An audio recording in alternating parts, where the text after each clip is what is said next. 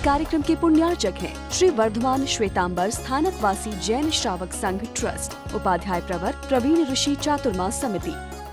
आवश्यकता पूर्ति के आधार पर जो ग्रहण करता है, देखा होगा उन डाकुओं ने, जैसा हम भी देखते हैं कि लक्षण शास्त्र, ज्योतिष शास्त्र, मंत्र शास्त्र, तंत्र शास्त्र सिखाने वाले, और कपिल बिल्कुल क्लियर कहते हैं वे ज्योतिषी हो सकते हैं, वे मांत्रिक हो सकते हैं, वे तांत्रिक हो सकते हैं, लेकिन वे श्रमण नहीं हो सकते, वे साधु नहीं हो सकते।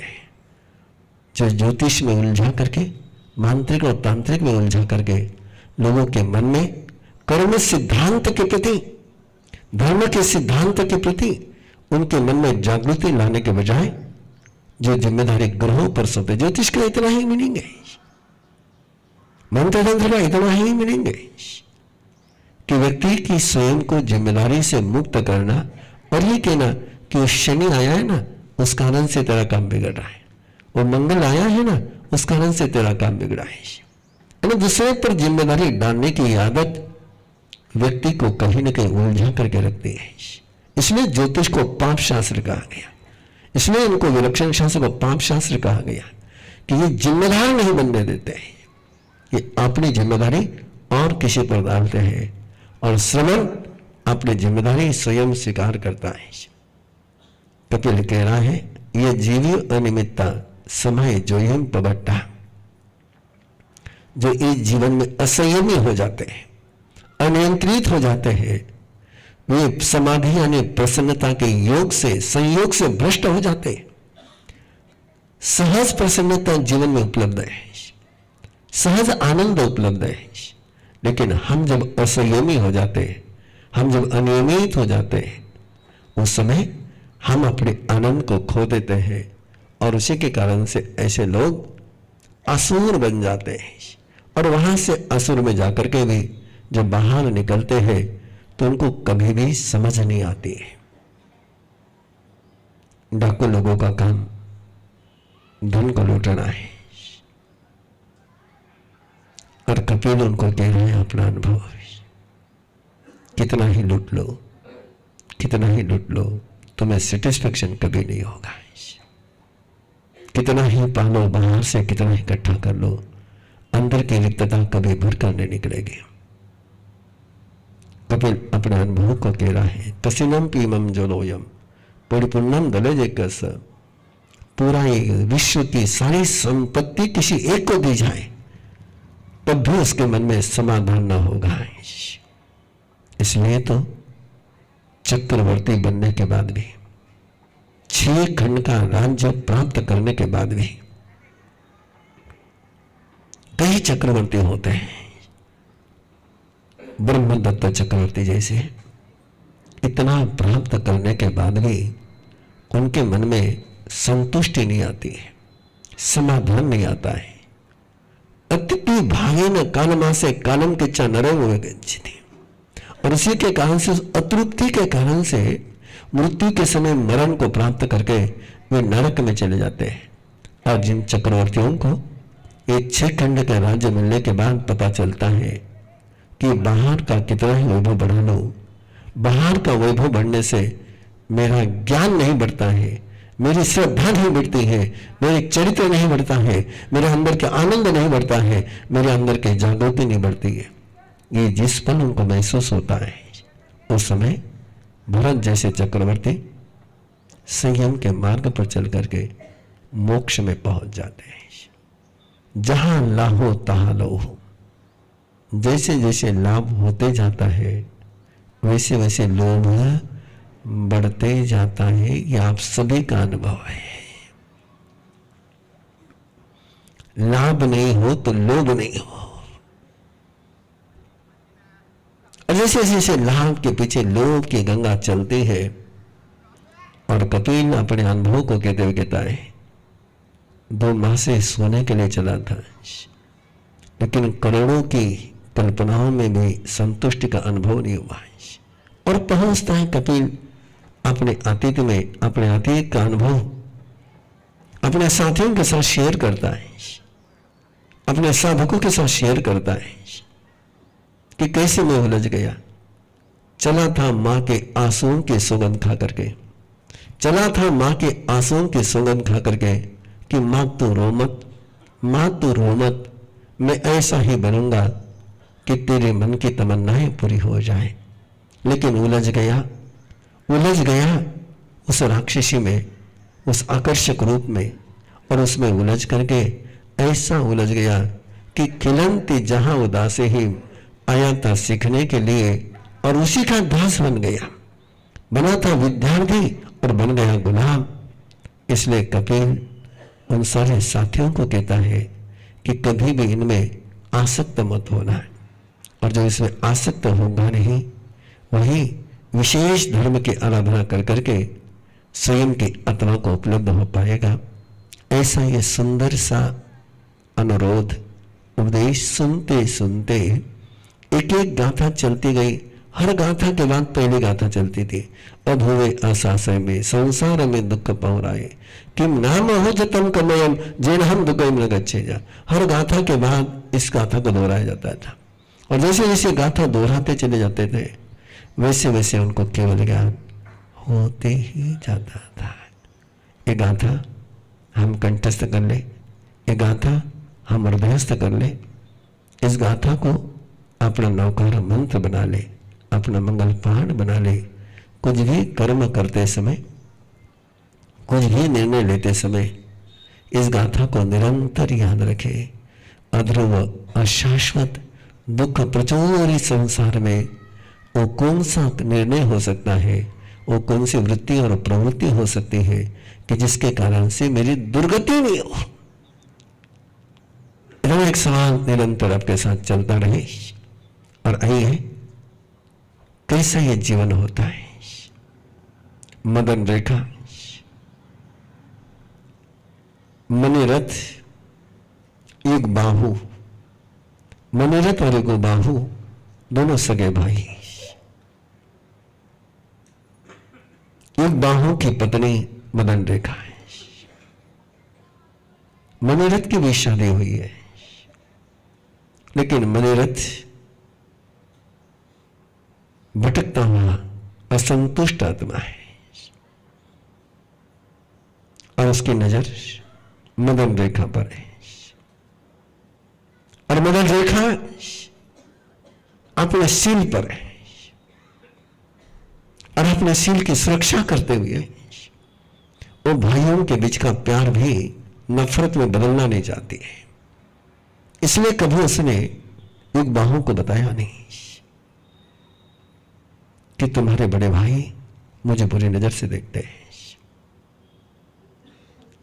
मदन रेखा ने बहुत बार जवाब दिया मणिरथ को, लेकिन कामांध व्यक्ति को कभी जवाब सुनाई नहीं देते।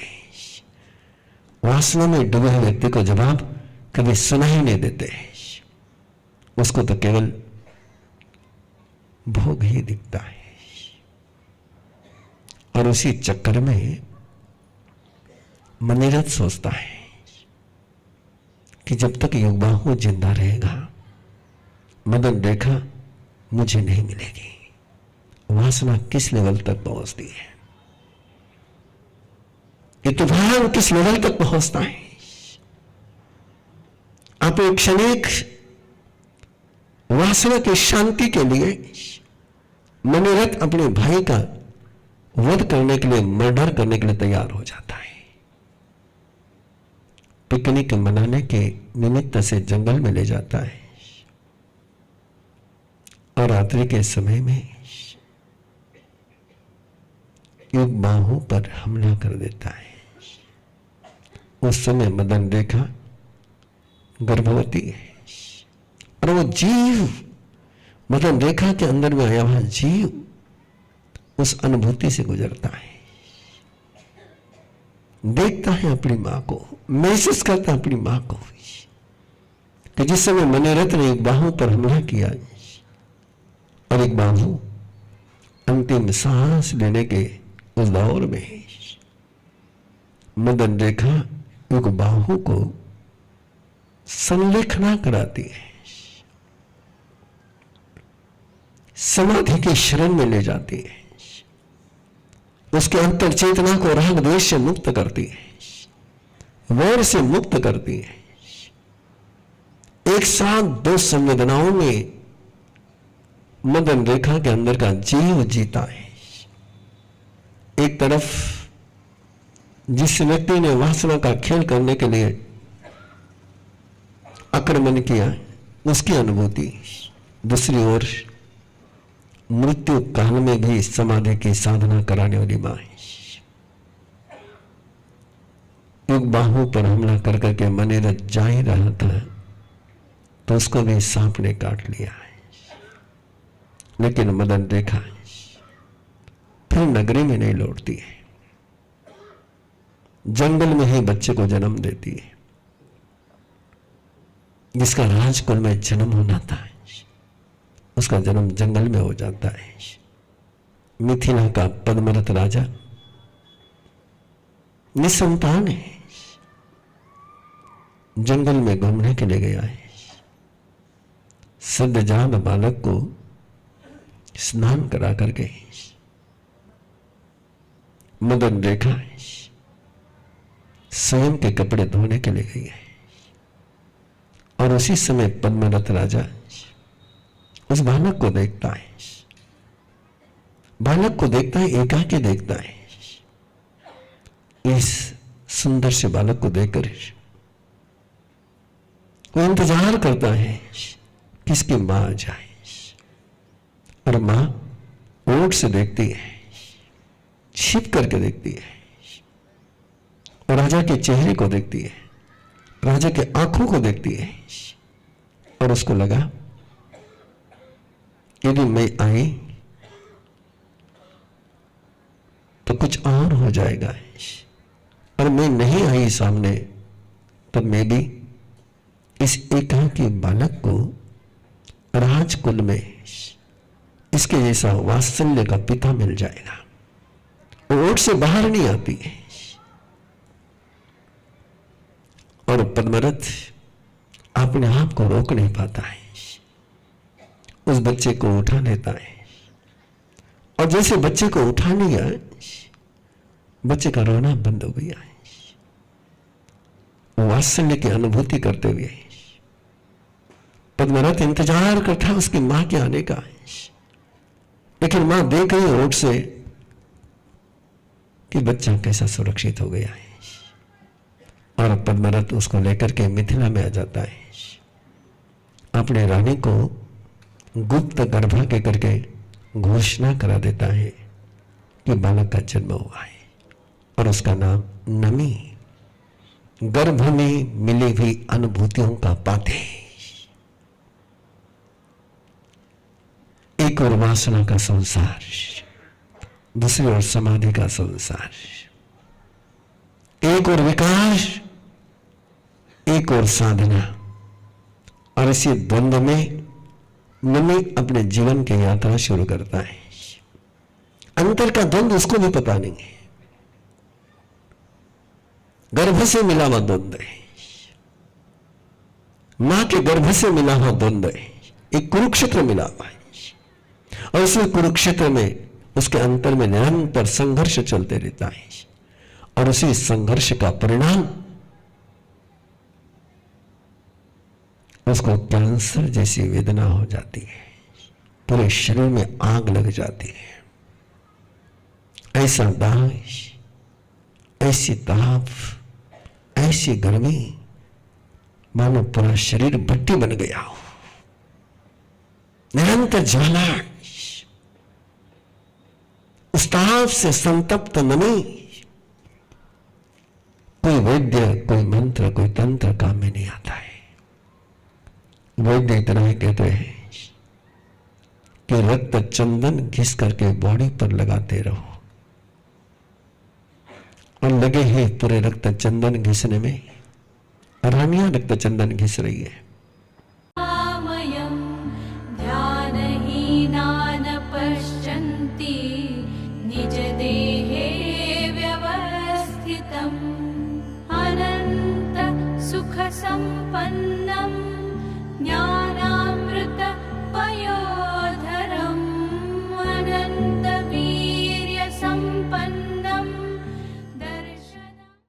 स्वयं की यात्रा स्वयं के साथ करने के लिए जुड़े हैं हमारे साथ। और हम पुरुषाकार ध्यान साधना के 72 घंटे के रेजिडेंशियल शिविर में 10 अप्रैल से 13 अप्रैल, शिकोहपुर मंदिर, दिल्ली जयपुर रोड, गुड़गांव। अधिक जानकारी के लिए संपर्क करें 9310061391।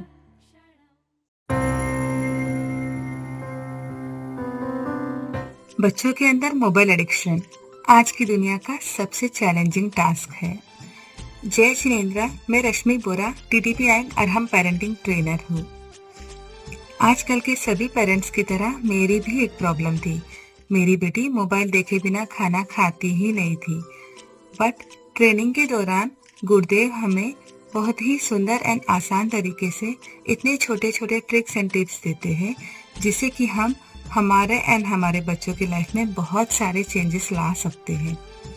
देव गुरु की असीम कृपा से मैंने उस टेक्निक्स को जब मेरी बेटी पर अप्लाई किया, मैं आप सभी को बता नहीं सकती, सिर्फ 2 ही दिनों में मेरी बेटी ने खाना खाते समय मोबाइल देखना छोड़ दिया। अब मैंने भी अपना मोबाइल खाना खाते समय छोड़ दिया, मेरी बेटी ने भी छोड़ दिया। और अभी तो ऐसा है कि जब कभी उसके पापा भी मोबाइल देखने के लिए लेते हैं खाना खाते समय, तो वो तुरंत उनका मोबाइल भी लेकर बंद कर देती है कि पापा खाना खाते समय नो मोबाइल। में बहुत सारे चेंजेस आ रहे हैं, बहुत छोटी छोटी बातों में बहुत कुछ बदलाव आ रहे हैं जिंदगी में। बहुत बहुत धन्यवाद गुरुदेव, आपकी कृपा। ऐसे ना जाने कितने ही बदलाव अरहम विद्या के ट्रेनर्स अपने और दूसरों के जीवन में ला रहे हैं, जैसे कि शारीरिक समस्या, मानसिक स्वास्थ्य, कर्म बंधनों को समझ के बदलना, मेडिटेशन या साधना में और ऊंचा उठने की आकांक्षा। जीवन के हर प्रश्न के उत्तर मिलेंगे अरहम विद्या टीचर ट्रेनिंग प्रोग्राम में। अधिक जानकारी के लिए 7038352200 या 8698108502 पर कॉल करें और अपने जीवन को एक नई दिशा, एक नई ऊर्जा प्रदान करें।